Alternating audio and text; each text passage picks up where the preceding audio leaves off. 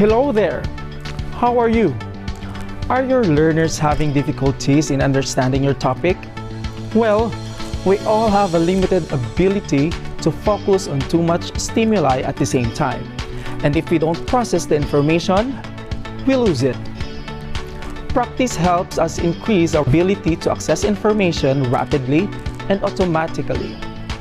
Since that we are experiencing crisis brought by COVID-19, all learners are studying through distance learning modality.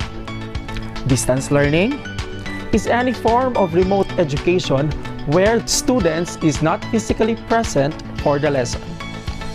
With a variety of course types to choose from, there is a rise in flexible and affordable education options. Learning occurs when we move information from working memory to long-term memory. And a practice will help us with this process. Do you know some strategies that will help you deliver quality learnings at a distance? One of the strategies provided by teachers in order to deliver quality education is by having video lessons. Video create a more engaging sensory experience, and learners actually get to see and hear the concept by being taught, and they can process it in the same way they process their everyday interactions. There are studies shown that the use of video clips allows for more efficient processing and memory call. The visual and auditory nature of videos appeals to a wide audience and allows its user to process information in a way that's natural, especially in teaching practical skills. At this moment, we will know how effective video-based instructional materials are. Come on, let's discuss. Today, I'll be discussing to you an article entitled Assessment of Learner Acceptance and Satisfaction with Video-Based Instructional Materials for Teaching Practical Skills at a Distance, written by Francis Doncor from the University of Education, Winneba, Ghana.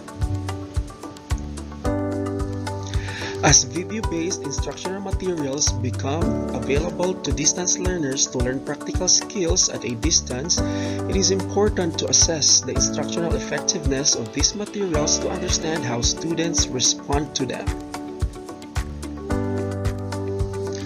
This paper is the second part of a larger exploratory study that assessed the instructional effectiveness of video-based instructional materials for teaching distance learners practical skills in block laying and concreting, and how learners respond to these instructional materials.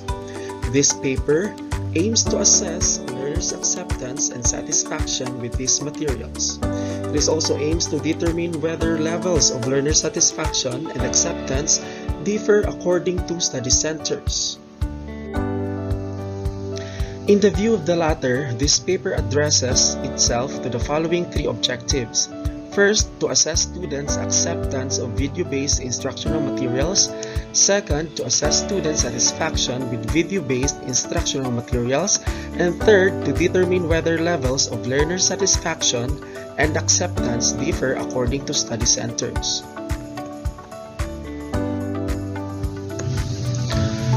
For our introduction, the teaching of practical skills via distance learning poses a challenge, especially for technical and vocational education. Traditionally, print-based instructional materials have been used to teach practical lessons at a distance. However, the use of print-based materials has its shortcomings, and therefore, in recent times, alternatives such as video-based instructional materials have been sought. That is according to Doncor on 2010. The use of video in the delivery of practical lessons has some advantages that are acknowledged in literature. According to Mishra, is that video is useful in showing practical and real-life activities. Mishra further argues that video can be used to capture hazardous and costly experiments for presentation and for repeated use. According to Hampton, sees video as successful medium because it links the audio and visual together to provide multisensory experience for the learners. According to Zhang, Zhu, Briggs, and Nunemacher, hold the view of videos allows students to view actual objects and realistic scenes, to see sequences in motion, and to listen to narration.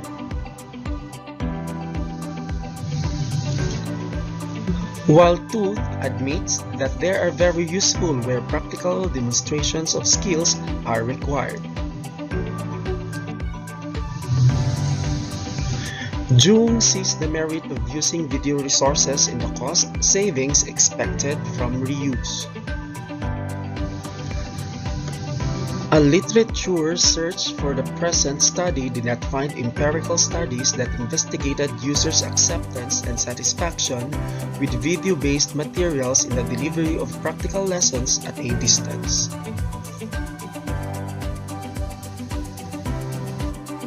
Wetzel, Rudd, and Stern have indicated that research suggests that instructional video increases learners' interest in the subject as well as motivation to learn.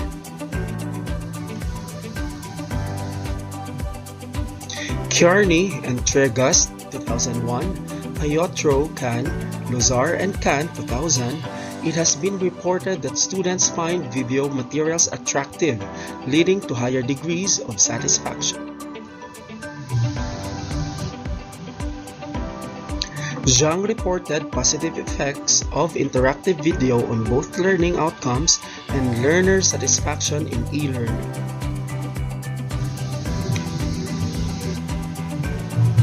Doncor compared the instructional effectiveness of video-based instructional materials and the traditional print-based instructional materials. And now, let's move on to the instructional materials of the President's Special Initiative on Distance Learning. The learning theory is achieved through print-based instructional materials. Practical skills acquisition is achieved through either printing-based illustrations of step-by-step procedures or video-based practical lessons that learners access using computers or VCD players at home or at study centers. Practical skills acquisition is consolidated through hands-on activities in workshops, laboratories, and during the face-to-face sessions at the study centers, and of course, under the supervision of an instructor or tutor. On April 2002, the Ghana government established a President's Special Initiative on Distance Learning to coordinate and implement alternate models of education in the country.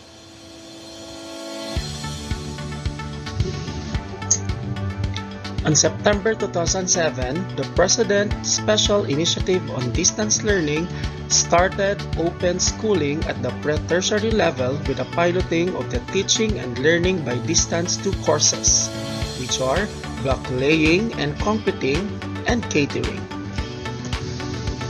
For the production of the video-based practical lessons, the topics and the subtopics are first logically sequenced, written by experienced practicing teachers, and thoroughly reviewed by experts.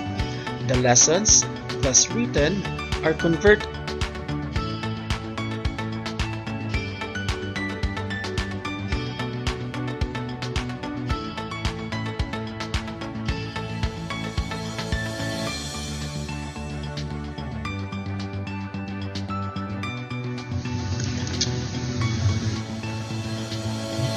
on the basis of Dillon's 2001 definition of user acceptance. In relation to information technology, learners' acceptance is defined for the purposes of this study as the demonstrable willingness within a user of instructional video technology, or the VCD type, to employ it to the learned practical skills. The conceptual foundation of the learner acceptance aspect of the present study was based on the Technology Acceptance Model, or TAM.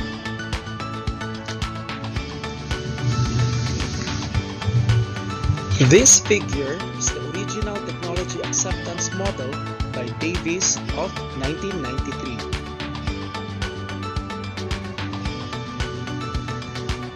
Massroom describes perceived usefulness as the degree to which the user believes that using the technology will improve his or her work performance, while perceived ease of use refers to how effortless he or she perceives using technology will be.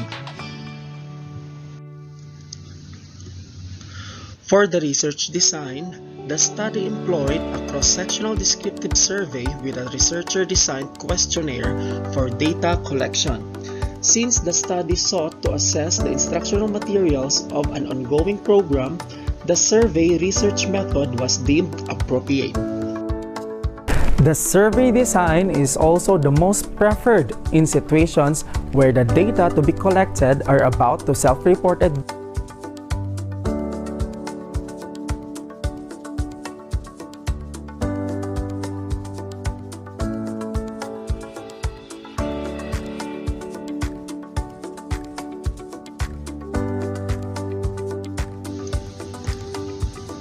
According to Uswala, the survey method is appropriate for conducting studies into ongoing processes. The survey design is still the most preferred in situations where the data to be collected are about self-reported beliefs or behaviors. The choice of the survey method was also informed by the views of Johnson and Christensen, who have indicated that such data can be collected in a short period of time. And now let's move on to the population and sample. The population comprised all 151 learners who registered during 2007 to 2008 academic year at the 5 study centers or institutions to study blacklaying and concreting via distance learning. They were all males. For the instruments, a self-completion questionnaire was used for the study. Questionnaires are easy to administer, user-friendly, and fast to score. Therefore, it takes relatively little time for the respondents and researchers to complete the questionnaire. Additionally, similar user-friendly studies have used researcher-designed self-completion questionnaires for data collection. A 17-item questionnaire relating to learners' acceptance and satisfaction with video-based instructional materials was used for the study. The respondents were required to indicate their agreement or disagreement with the questionnaire items on a 4-point Likert type of scale. The 10-item based on the Technology Acceptance Model, or the TAM, were used to assess learner acceptance for the video-based instructional materials. As indicated above, the TAM serves as a means of predicting technology usage.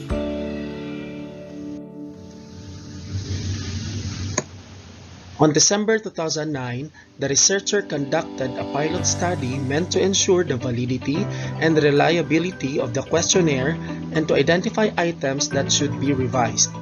The pilot study involved the administration of the questionnaire to a sample of 20 randomly selected learners from one of the study centers that constituted the population but was not selected for the study.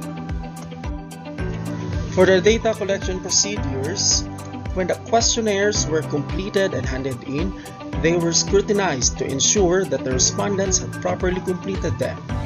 A total of 71 out of 73 selected distance learners took part in the study, representing an overall response rate of 97.3%. For the method data and analysis, the raw data were analyzed using Statistical Package of Social Sciences or SPSS. First, descriptive statistics such as percentages, means, and standard deviations were used to analyze the data collected. And now, let's move on to the results and discussions. The research findings are presented into 4 sections according to the objectives that guided the study. The sections are as follows. First, learner acceptance on video-based instructional materials. Second, comparison of learners' ratings of acceptance of video-based instructional materials according to study centers. Third, learner satisfaction of video-based instructional materials. And fourth, comparison of learners' ratings of satisfaction with video-based instructional materials according to study centers.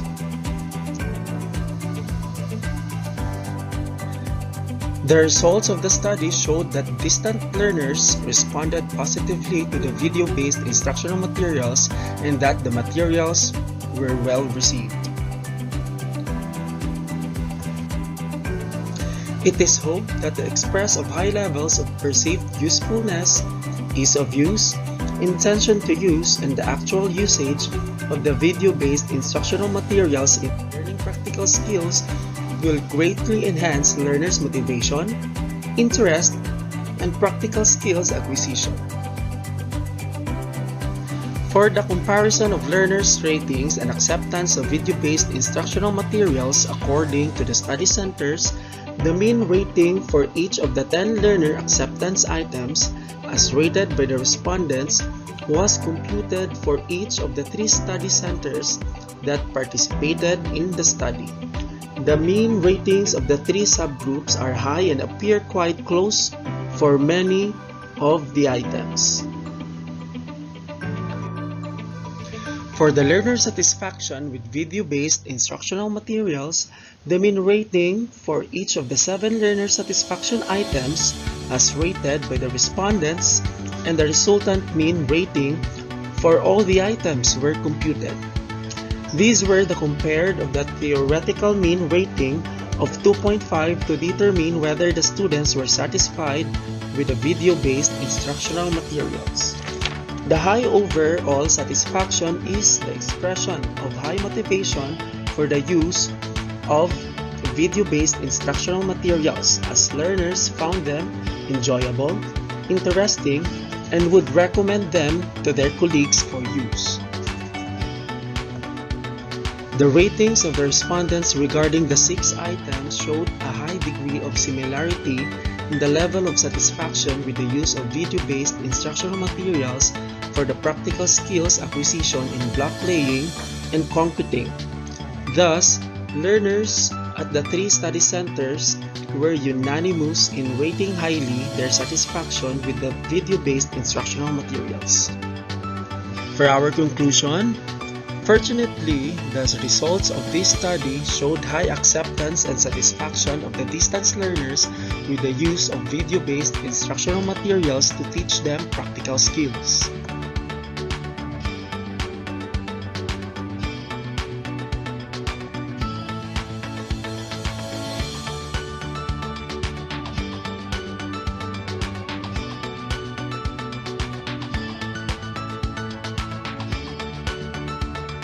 The primary goal of using the video-based instructional materials is to support and enhance the learning of practical skills at a distance. This goal cannot be achieved if learners are not satisfied with the materials and do not accept them to use them.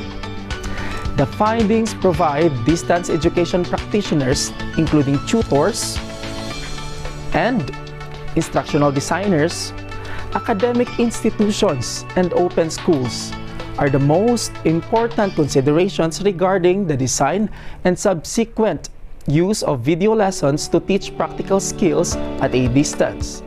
The usefulness and ease and of use of the instructional materials should be of prime concern if the learners are to be satisfied with them.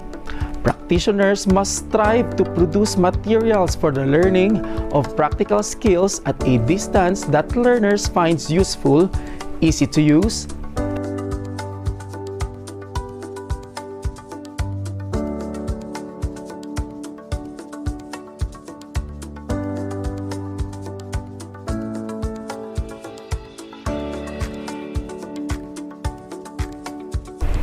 Effective use of video as an educational tool is enhanced when instructors consider three elements. 1. How to manage cognitive load of video. Number 2, how to maximize students' engagement with the video. And number 3, how to promote active learning from the video. Thank you for listening and have a good day.